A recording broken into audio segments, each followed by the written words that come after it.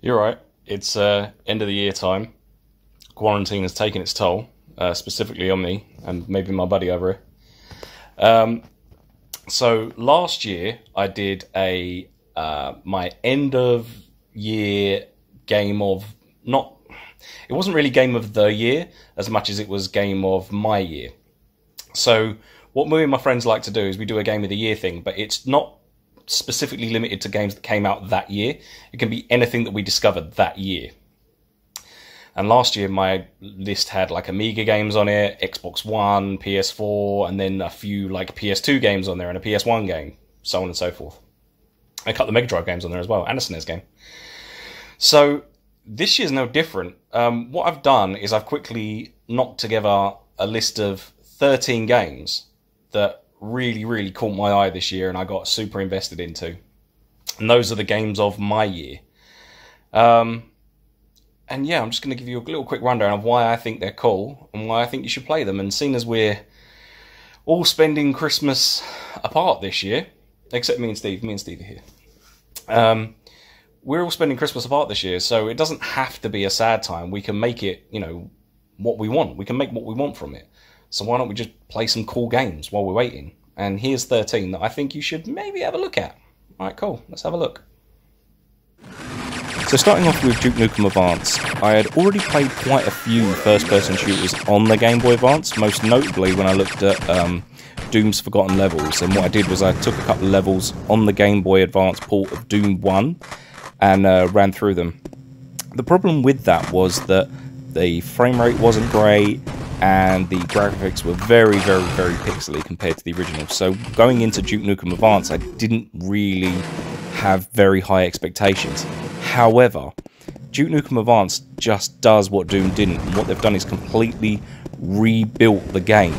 So this time you're going around the world, and instead of just trying to do Duke Nukem 3D, they've basically built a brand new game.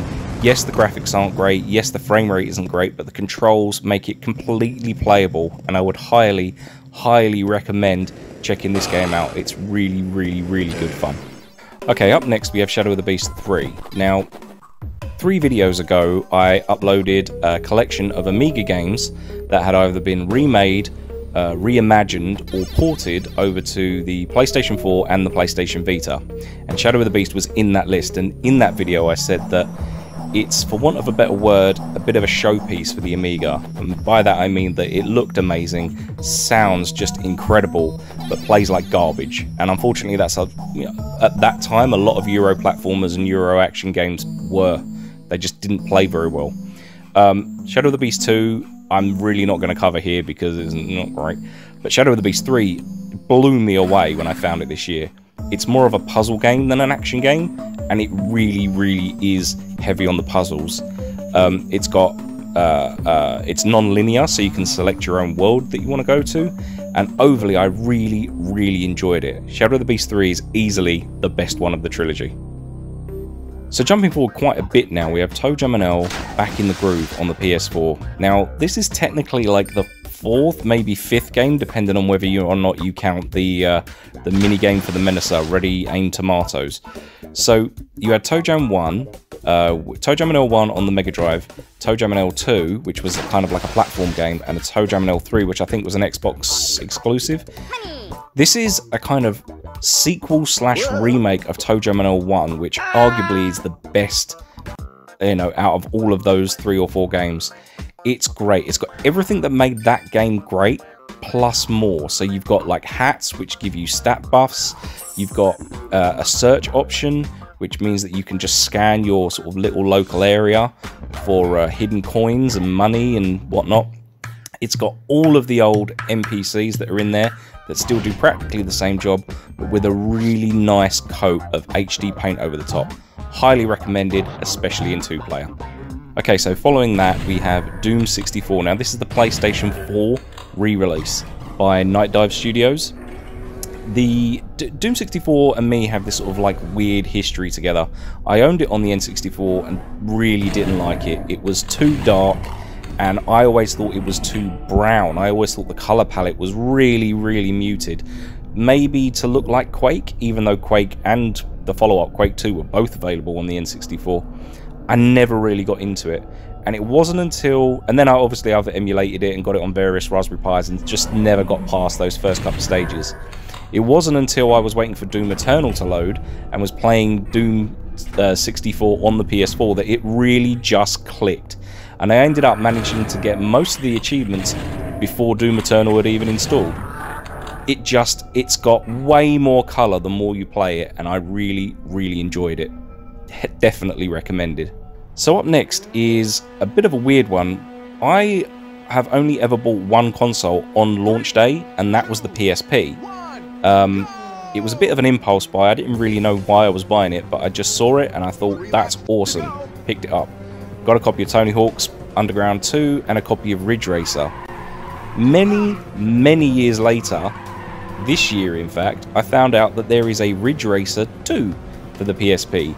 And essentially, it's exactly the same game with more tracks, more cars and more music. Now, the original Ridge Racer for the PSP is an amazing game and I highly, highly, highly recommend you find it. However, if you're in the mood for more of a challenge, because this version has extra hard tracks with extra hard cars and, you know, there's a nice jukebox as well attached and it's got some extra music in there. If you feel like going through Ridge Racer's greatest hits on the PSP, on the go, definitely pick this up. So following that we have the Talos Principle. Now, Portal and Portal 2 are some of my favourite games of all time. I love logistical puzzle games. The thing with Portal and Portal 2 is that they give you a strict set of rules and then force you and seriously punish you if you don't abide by those rules. The Talos Principle is different. The Talos Principle starts out with this godlike figure telling you that you're its child and that you must obey the rules, don't break the rules. But then it starts rewarding you for breaking them. And then like a petulant teenager, you find new ways to break the rules.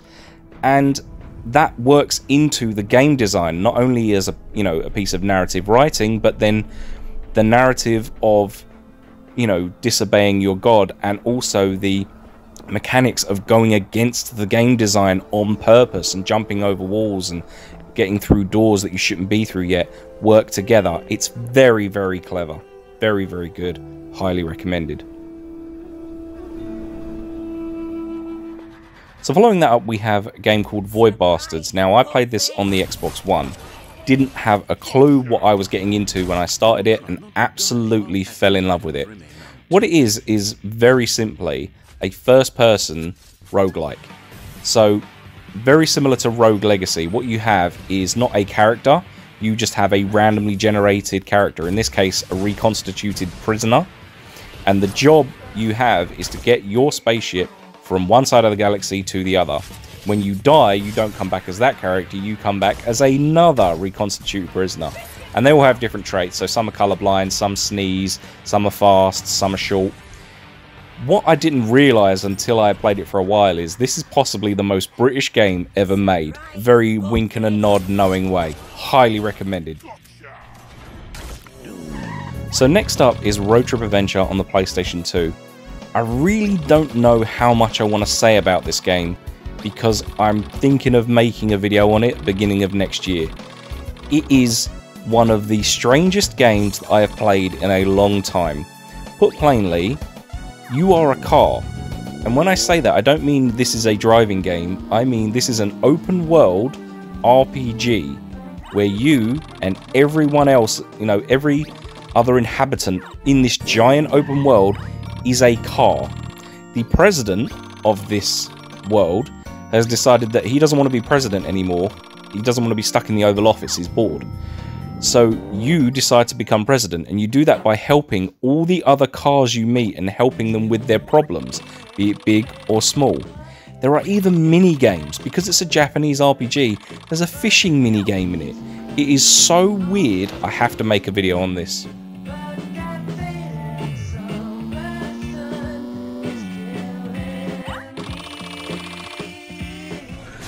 So, I mean, this had to be on the list, right? I love Doom. If you've been on my channel for a long time, you know that I'm a huge fan of classic Doom, specifically Doom 2, and Doom 2016 was a revelation to me. It was How do you take something that you've loved and loved for a long time and improve on it? I didn't think it was impossible. I didn't think it was possible to improve on that game, but apparently it is, and they did. With Doom Eternal, what it feels like is a more refined version of Doom 2016. So everything that works, we've enhanced it. Everything that didn't work, we got rid of it.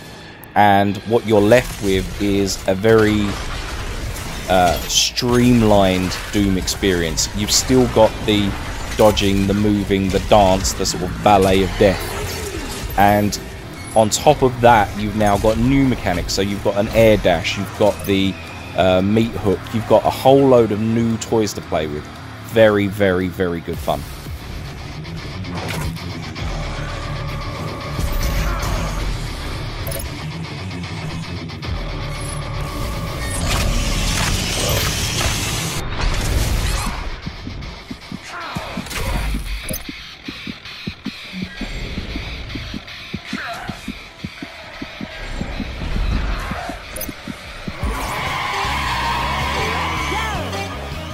So a while ago I made a playlist called Sega Palooza, and in it I was building a small mini Mega Drive, and also at the same time looking at Mega Drive games which Sega had remade in 3D for the PlayStation 2.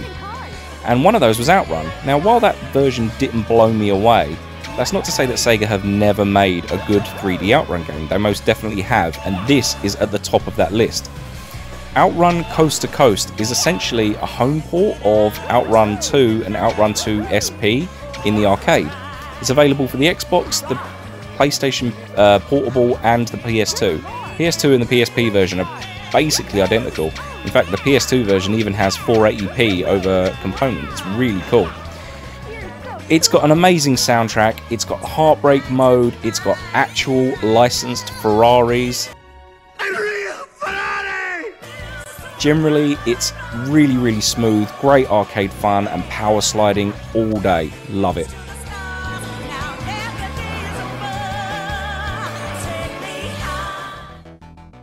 So Ion Fury had been on my radar for a long, long time, way back when it was still called by the arguably better name Ion Maiden, but thanks to Bruce Dickinson and friends, they couldn't call it that anymore, so now we have Ion Fury.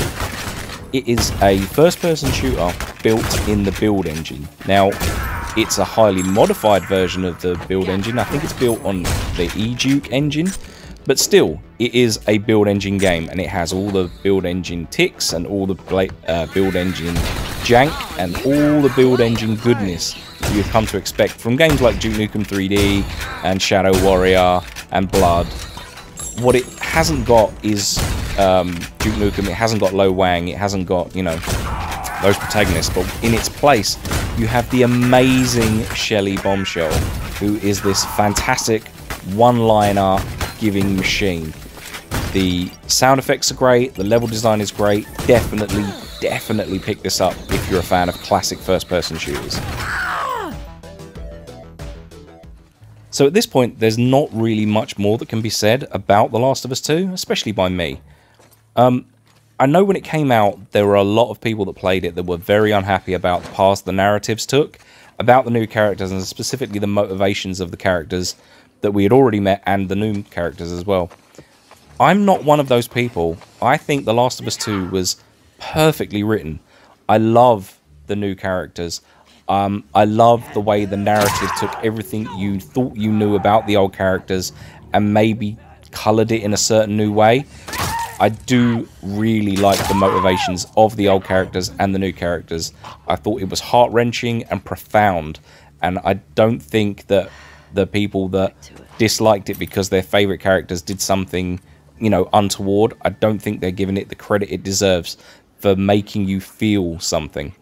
Very well done, very highly recommended, but let's face it, you've probably already played it. So, I mean, this was a given. If you've been on my channel, you know that Tony Hawk's Pro Skater 2 is possibly my favourite game of all time. For me, it's perfect. The physics, the graphics, the soundtrack was just the right place at the right time for the right console. The PlayStation 1 absolutely shone when that game was on it, and it resonates. People still remember it. It's got that nostalgia value. Now, the problem with nostalgia is when they try to remake it or when they try to tap into it one more time. But if you told me you would take Tony Hawk's Pro Skater 2 and redo it and make it better than the original, I would have laughed, because they've tried that before. They've tried it with the HD one and it didn't work. They've tried it a million times with bonus levels and it just wasn't quite there. This is different. This is a proper remake of one of the best games of all time, and they've made it better. The way they've made it better is through challenges.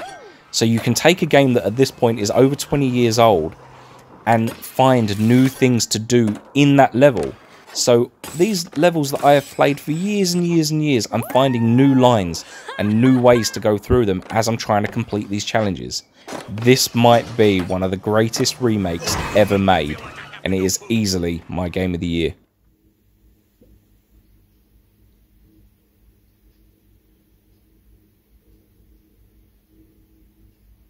Are you done?